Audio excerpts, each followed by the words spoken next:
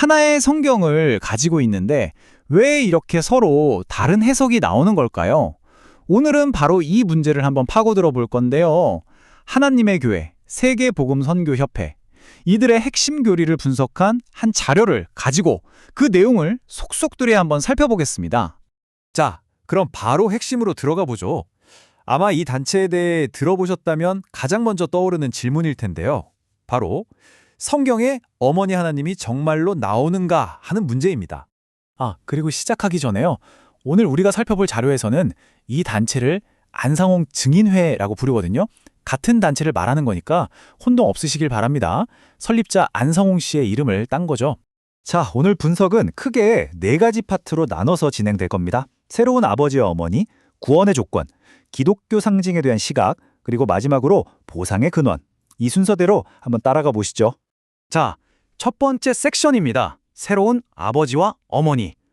모든 신념 체계의 가장 근본이 되는 거죠. 바로 신은 누구인가 하는 문제부터 짚어보겠습니다. 자, 먼저 아버지, 그러니까 안상홍 씨에 대한 주장부터 보죠. 이들의 주장은 정말 독특해요. 요한계시록에 나오는 검은 고소리와 많은 물소리가 바로 자신의 이름, 상과 홍을 예언한 거라는 거죠. 그런데 이 자료는 여기서 2가지를 짚어요.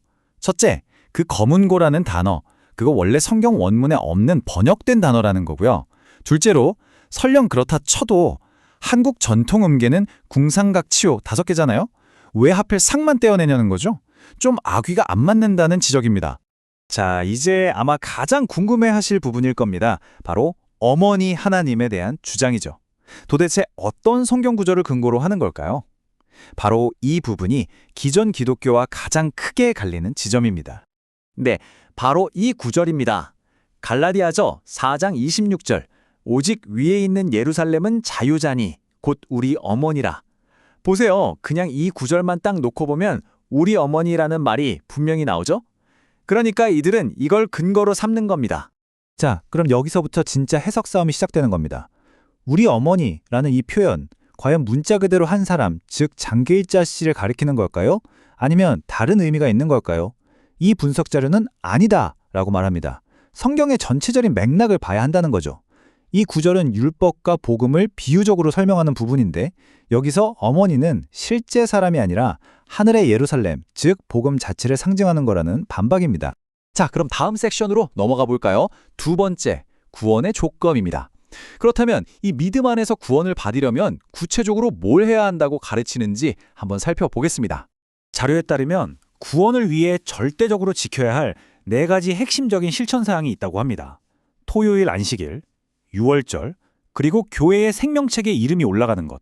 마지막으로 여성들은 예배 때 머리수건을 쓰는 것. 이 4가지가 구원의 필수 조건이라는 건데요. 하나씩 따져보죠. 첫 번째, 안식일입니다. 이들은 토요일 안식일이 영원한 명령이고 예수님도 지켰으니 우리도 지켜야 한다고 주장합니다. 반면 자료의 반박은 이렇습니다. 예수님이나 제자들이 안식일에 회당에 간 건 유대인으로서의 습관이었지 새로운 교회를 위한 명령은 아니었다는 겁니다. 그리고 실제로 초대교회는 일요일, 즉 주일에 모였다는 기록이 있다는 거죠. 두 번째는 유월절인데요. 이게 아주 흥미로운 지점입니다. 이들은 유월절을 지키는 것이 죄를 용서받기 위한 필수 조건이라고 주장해요. 하지만 자료는 여기서 중요한 구분을 합니다. 어떤 행위가 구원의 원인이 될 수는 없다는 거죠. 구원은 십자가에서 흘린 피로 이루어진 것이고 유월절은 그 엄청난 사건을 기념하는 행위이지 그 행위 자체가 구원의 조건이 될 수는 없다는 주장입니다. 원인과 기념, 이 둘은 다르다는 거죠. 세 번째는 생명책입니다. 이들은 교회의 교인 명부에 이름이 올라가야만 하늘의 생명책에도 기록된다고 가르칩니다. 땅에서 메이면 하늘에서도 메인다는 성경 구절을 근거로 두는 거죠. 하지만 자료는 성경 어디에도 지상의 생명책에 대해 언급한 적이 없다고 지적합니다. 예수님은 오히려 제자들에게 너희 이름이 하늘에 기록된 것으로 기뻐하라고 하셨죠. 지상의 명부가 아니라 하늘의 기록이 중요하다는 겁니다. 마지막으로 여성의 머리수건. 이들은 이게 창조 질서에 따른 신의 명령이라고 주장해요. 그런데 자료는 바로 그 성경 본문 자체에서 이걸 전통 혹은 관례라고 부른다는 점을 꼬집습니다. 명령이 아니라는 거죠. 그러면서 아주 재미있는 비유를 드는데요. 만약 이게 절대적인 명령이라면 성경에 나오는 거룩한 입맞춤으로 서로 무난하라는 구절도 지금 우리가 다 지켜야 하는 거 아니냐는 겁니다. 듣고 보니 그렇죠. 그러니까 모든 걸 문자 그대로 받아들일 게 아니라 어떤 건 그 시대의 문화적 관습이고 어떤 건 시대를 초월하는 명령인지 구분해야 한다는 주장입니다. 자, 세 번째 섹션으로 넘어가 보겠습니다. 이번에는 기독교의 아주 대표적인 상징물들에 대한 시각 차이를 한번 보죠. 먼저 십자가입니다. 이들은 십자가를 우상이라고 보고 절대 세워선 안 된다고 주장합니다. 출애굽기에 나오는 새긴 우상을 만들지 말라는 계명을 근거로 드는 거죠. 하지만 자료의 반박은 이렇습니다. 기독교인들이 십자가 나무 조각 그 자체를 숭배하는 게 아니라는 거죠. 십자가는 예수님의 희생과 구원, 즉 하나님의 능력을 보여주는 하나의 상징이지 숭배의 대상이 아니라는 겁니다. 그러니까 이걸 우상으로 보느냐, 상징으로 보느냐, 여기서부터 시각이 완전히 갈리는 겁니다. 다음은 크리스마스입니다. 12월 25일. 이들은 이게 원래 태양신을 숭배하던 이교도의 축일이라며 이걸 지키는 교회는 잘못됐다고 비판합니다.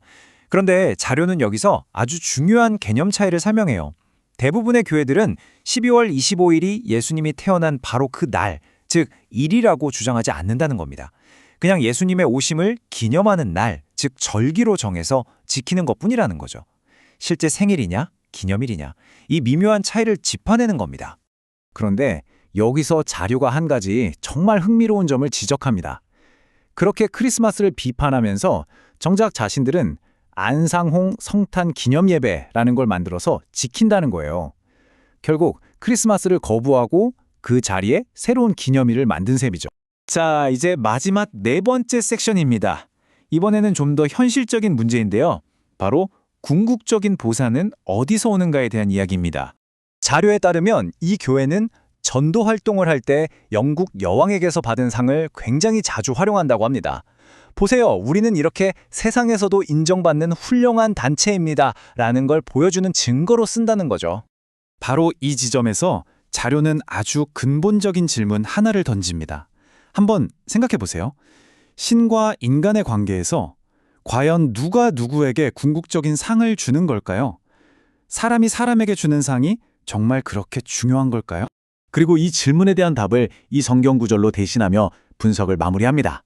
믿음이 없이는 하나님을 기쁘시게 하지 못하나니 그는 자기를 찾는 자들에게 상 주시는 이심을 믿어야 할지니라. 결국 신앙인에게 상을 주시는 분은 이 세상의 권위가 아니라 바로 하나님이라는 점을 강조하는 거죠.